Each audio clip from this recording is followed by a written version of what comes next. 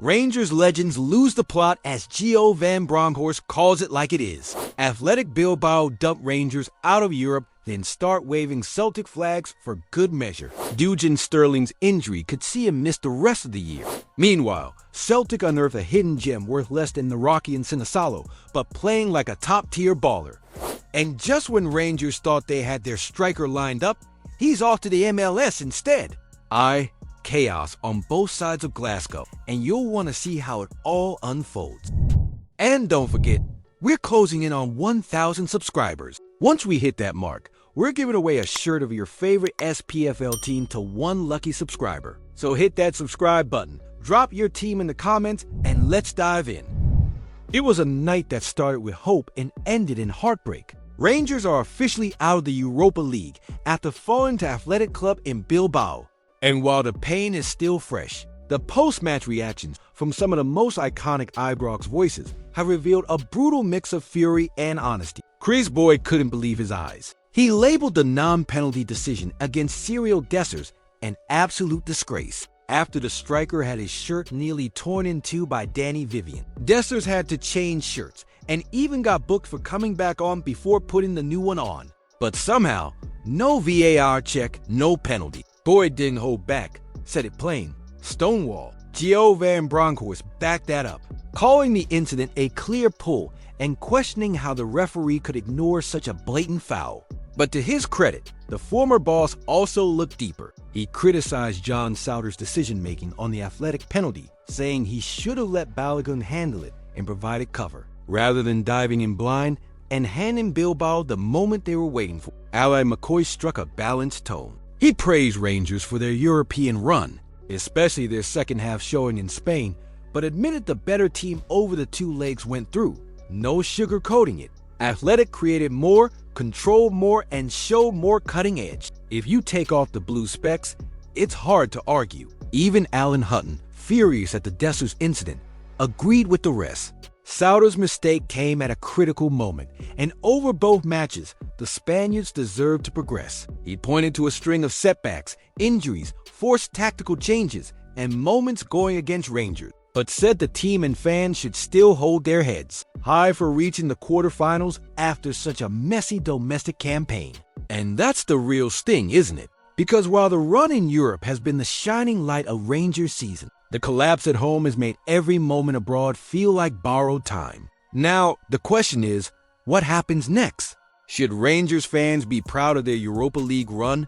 Or is falling short again proof that the club simply isn't ready to compete at the top level on any front? Well, if Rangers crashing out of the Europa League wasn't enough of a sore spot already, this next bit might just add a bit more salt to the wound. Something else was grabbing attention at the San Mains, and it had nothing to do with the football on the pitch. Green and white flags could be seen waving in the crowd before kickoff. Not Bilbao's, Celtic's. That's right. Once again, Athletic fans paid open tribute to Celtic, proudly flying their colors and even belting out a few Celtic songs in what's become a bizarre but well-documented bromance between the two clubs. And this isn't a one-off either. Bilbao supporters were spotted in George Square last week, singing Celtic tunes before the first leg, and some even took time to tour Parkhead before Rangers had even kicked the ball. You can't make this up. The connection between the two sets of fans is no secret, with both groups priding themselves on shared values, cultural identity, and a strong sense of community.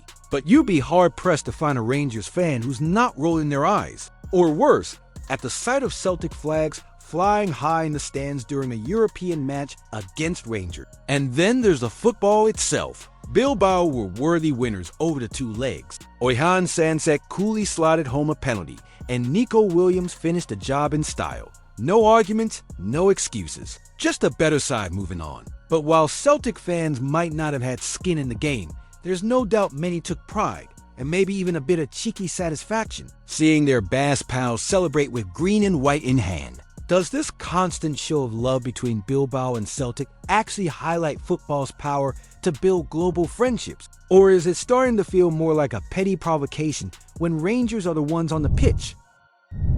Rangers have been dealt a brutal blow. Defender Dujon Sterling, who picked up an injury during the first leg against Athletic Bilbao, is now confirmed to have suffered a ruptured Achilles, and it's bad news across the board. Dr. Rashpo Brar, a well-respected specialist in sports injury and rehab, has confirmed that Sterling likely underwent surgery already, and we're looking at a recovery time of at least 7 months. That means best case scenario, he's back by November. Worst case, we might not see him on a pitch again until 2026.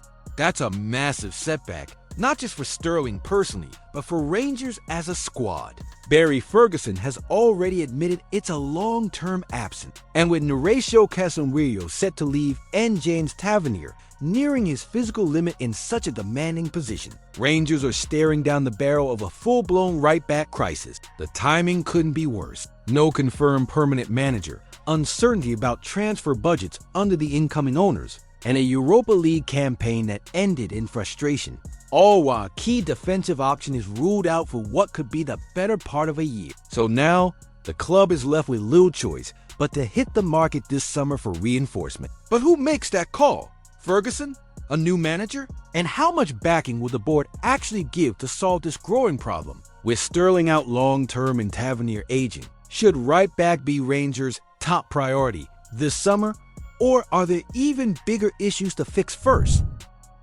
Celtic are flying this season, and while the headlines have been dominated by the likes of Matt O'Reilly, Rio Hatate, and Dazen Maeda, it's the undervalued names making a massive impact when it matters most.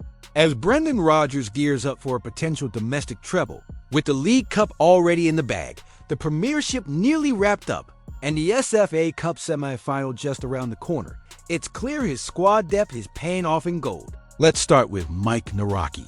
Barely used in the league before March, he was thrown into the fire with injuries to Scales and Trusty, and what a response. 2 dominant displays against Rangers and Hearts, full of composed passing, strong positioning, and not a single time dribbled pass. Yet, he's back on the bench, purely because Rodgers prefers a left footer in that role, not dropped for form, just style. Then there's Dujon Sinisalo, the Finnish keeper who stepped in after Schmeichel picked up a knock on international duty. 3 league starts, 1 clean sheet, 71% save rate, quietly reliable, quietly vital, and like Nawrocki, one of the lowest valued players in the entire squad. Speaking of market value, the numbers might surprise you. Nawrocki and Sinisalo are valued at £1.7 million and just under £700,000 respectively. That's below aging vets like Bain, Schmeichel, and James Forrest, and way below the club's star names. But that only proves the point. Value isn't always on a spreadsheet. Sometimes it's in turning up and delivering when the squad needs you most. And then we come to Kasper Schmeichel, 38 years old, valued at just £644,000. Yet in terms of what he's done for Celtic this season, absolute bargain. 19 clean sheets in 30 Premiership games. 3 more in the Champions League. No errors leading to goals. 94% pass accuracy. He hasn't just filled a role, he's owned it. Rodgers took a gamble bringing in a veteran on a free.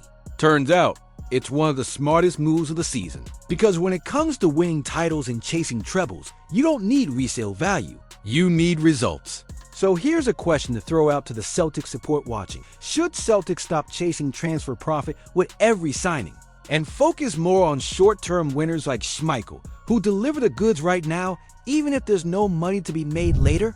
Just when you thought Rangers' transfer strategy couldn't get any messier, another twist hits the headlines, and this one's sure to raise eyebrows. Toyosi Olusonya, the St. Mirren forward with 12 goals to his name this season, has reportedly snubbed interest from Ibrox, Aberdeen, and a host of English clubs. Instead of staying in the Scottish Premiership or taking a step into the EFL, he's heading to the MLS. That's right. Despite being out of contract in a few weeks and receiving a contract offer from St. Mirren that manager Stephen Robinson described as 3 times beyond what they could realistically afford, Olusonya is said to have turned down every UK offer on the table, including Rangers. This comes just days after Rangers were knocked out of Europe by Athletic Bilbao, and questions were being asked about the depth and direction of the squad. Barry Ferguson has made it clear that reinforcements are needed, particularly in attack. So when a proven domestic goal scorer becomes available on a free, You'd think Ibrox would be a strong destination, but no, he's packing for the US. Let's be honest here. When a forward chooses a mid-table MLS side over the supposed glamour of Ibrox or the chance to challenge for trophies in Scotland or England, that's not just about money. That's about vision, stability, maybe even how attractive the current project looks from the outside. Whether or not Olusanya was ever a top priority for Rangers is beside the point now. It's how this reflects on the club's recruitment appeal. Rangers are planning a rebuild. But if they can't even land a player like Olusanya, what does that say about their pulling power going into the summer window? Are Rangers losing their edge in the transfer market? And if so, is it the board, the manager uncertainty, or the lack of trophies that's turning players away? And don't forget, we're closing in on 1,000 subscribers. Once we hit that mark, we're giving away a shirt of your favorite SPFL team to one lucky subscriber. So hit that subscribe button, drop your team in the comments. Don't forget to leave a like on the video. I post videos every day talking about our Scottish football. See you soon.